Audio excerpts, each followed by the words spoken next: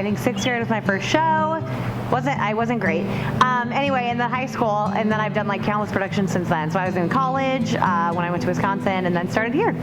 It's The Sound of Music, and they needed a Nazi sympathizer. I auditioned for my first play in the fall of last year. I just like to sing, and I like being on stage, and my parents are finally like, if she likes this, let's go give her a chance. Like I said, my first show was not great, and then that one kind of weirded me out, so I started doing like sound and lighting, and I really liked that aspect, and then I finally auditioned for a show as a senior in high school, and then went from there. History teacher in middle school, his name was Joe Rizzo. He was here for a few years, but he was really involved in theater, and so he put on productions, and it was an all-student production, so those kind of dipped the toe in the the realm of theater back then. When I showed up to watch The Sound of Music, I saw all these people my age and even older that were just having the best time up on stage. And it looked like a group that I really wanted to be a part of. And so I said, I'm going to audition next time.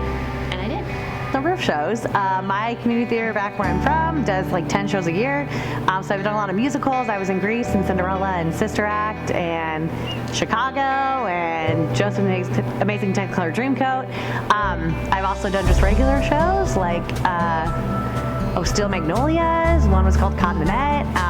Anyway, lots. There's way more than that. I can't. Too many to remember, but I was in The Sound of Music. I had a small role in that. I can't remember the character's name at the top of my head, but. And then in Annie, I was Oliver Warbuck, so that was one of the main characters in that one. And then the last play I played, Lionel, who was the prince's steward, and that play was Cinderella. I was cast in Annie. That was my first play, and then the one we did recently, Cinderella, Mr. Warbuck's assistant. And then in Cinderella, I played the fabulous fairy godmother. Immensely enjoy it. I love meeting the people. I love seeing things come to life. I love seeing talents come to life. And I just love being a part of the whole vibe of all of it. Really like the community aspect of the theater. Just you get to hang out with people you don't get to usually hang out with, and we all come together and have like the same goal, and it just is like a really high energy. And it's fun, so much fun to see people in the community doing something that nobody ever thought they could or would. And so it just brings a very happy, it's a very joyful time for me to be there. So my favorite part about being included in community theater is the community, all the friends that you get to make, all the people that you get to spend time with and connect with that you wouldn't normally connect with outside of theater. I do.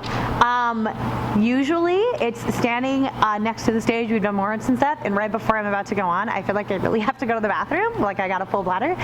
But it's a fake out, and I just have to tuck myself down. Yes. There was one scene in Annie, it was one of them at the beginning, and I have a lot of dialogue, and I have a huge monologue in it, and I was in the back, and I drew a blank, and I went, oh crap, I don't remember any of my lines, and I panicked for a second, and I was supposed to walk on stage, and I almost froze.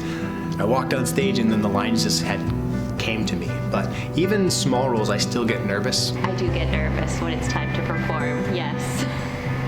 Accent. So other times I'll be in the back and I'll be jumping up and down like before a wrestling match or something like that to try to get the blood flowing and get excited. I try to map out a whole plan of what we're doing, what scenes we're going to do, and then plan out a schedule for the month for everybody so they know what's happening. And we show up, and we'll usually learn the music first, and then we'll start blocking, so putting everybody where they're going to be. And as that slowly comes together, then we'll just bring in more people and kind of piece the whole show together. It just is building it up from the ground up, which is fun. Come in and drop my stuff off in my seat, and then I wait for Haley to tell me what we are doing. Whether it's going to be choreography or if it's singing and then Odile or Tasha's there running through the songs. And other times we go through scenes multiple times till we get them down.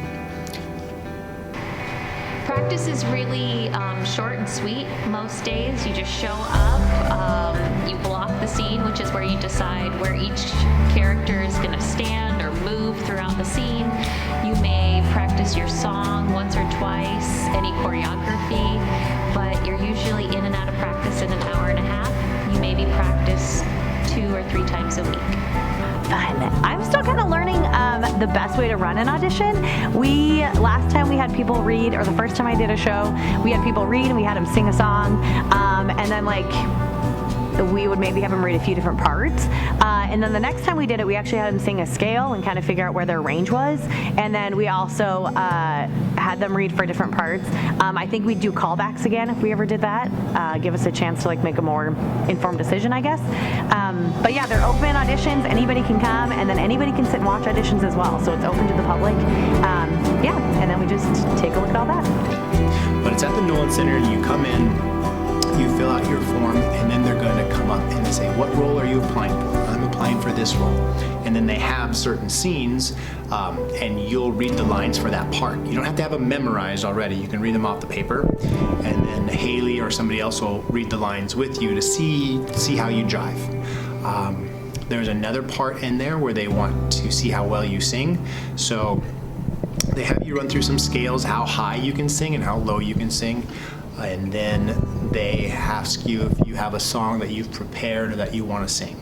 56 to 60 actors, and then volunteer-wise, as far as sound and light text and all of that, there's usually about 10 of us, 10 to 15. So it's a pretty big group when you're doing a big production.